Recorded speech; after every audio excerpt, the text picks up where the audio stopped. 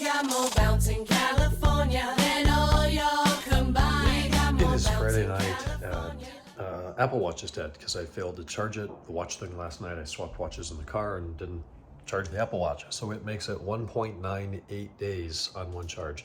Anyways, probably about 10. Today was a day, Mike worked on the Z8, got the shifter put back together, the drive shaft is in, new seal at the end at the CV joint. It's different than the M5. It looks the same, but it's 3% smaller, so different part number and $2 more, not a big deal. 545i short shifter in there. He dropped off the new wheels that are gonna go on that tomorrow with new tires. So he's got two brand new sets of $2,500 a piece wheels for that thing. It's gonna be awesome.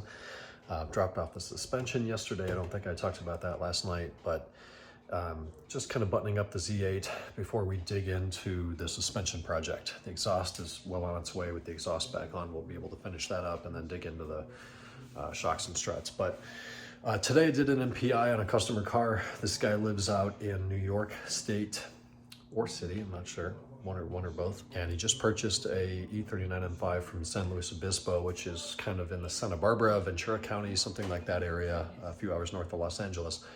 And he had originally dispatched the car to be shipped to New York. And then he started his late night deep dive, learning about E39s, and came across E39 Source, found the channel, watched a bunch of videos, calls me first thing in the morning. He's like, hey, I'm gonna change the shipping.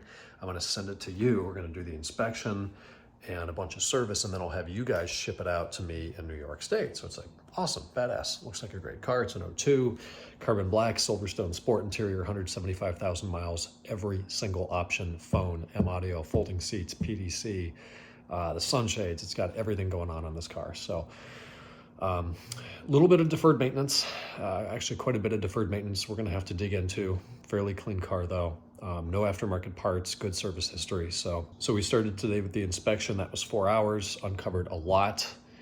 And this guy's very proactive, wants to talk about it immediately. So I came home and spent about an hour with him on the phone, came up with a plan. I'm gonna write up a bunch of estimates for him on Monday and go from there. I was dead after that call. So Larissa and I made dinner. We had some penne pasta, some good sauce, some great bread, and a bottle of wine. And it is now very much time to lay down, rest the back, not get up early tomorrow. It's gonna be cool, cloudy, gloomy. We are in this weird 6-month pattern. It started the first of the year. 2023's been a dumpster year for Southern California climate-wise.